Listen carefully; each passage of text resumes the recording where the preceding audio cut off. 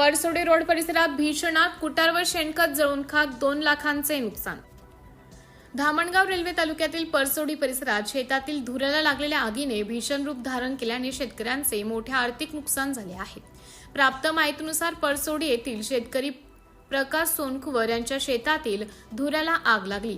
जोरदार वाऱ्यामुळे ही आग वेगाने पसरत जाऊन शेजारील शेतकरी दुर्भाक्षसिंह ठाकूर यांच्या गोठ्यापर्यंत पोहोचली.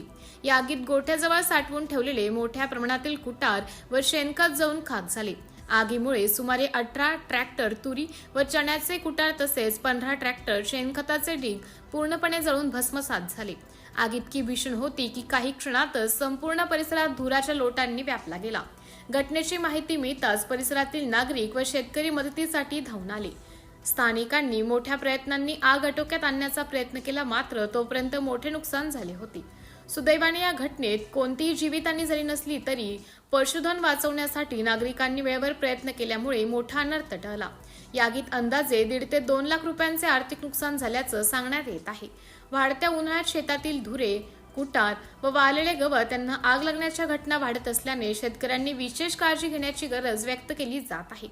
घटनेनंतर नुकसानग्रस्त शेतकऱ्यांनी प्रशासनाकडे पंचनामा करून आर्थिक मदत देण्याची मागणी केली आहे.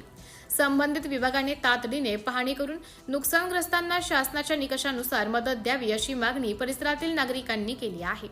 सिटी इंडिया न्यूजसाठी प्रतिनिधी संतोष वाघमारे, धामणगाव रेल्वे.